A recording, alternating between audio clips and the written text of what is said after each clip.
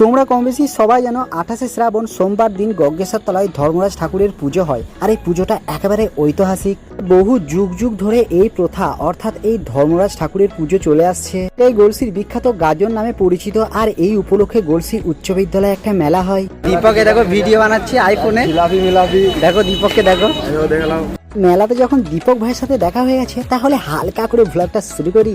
আমাদের দীপক ভাই বলছে এখন বই পড়বো। দেখো দীপক ভাই বই পড়বে নাকি? না না, লম্বা লম্বা ঠ্যাংগুলোকে নিয়ে যখন 7টা 15তে মেলার ভিতরে প্রবেশ করলাম তখন মেলাতে খুব একটা ভিড় ছিল না। আর এই বোনটা ক্যামেরা করছি বলে লজ্জা পাচ্ছে। দেখো দেখা হয়েছে কিন্তু খুব লজ্জা পাচ্ছে। মুখটা খুলে একবার।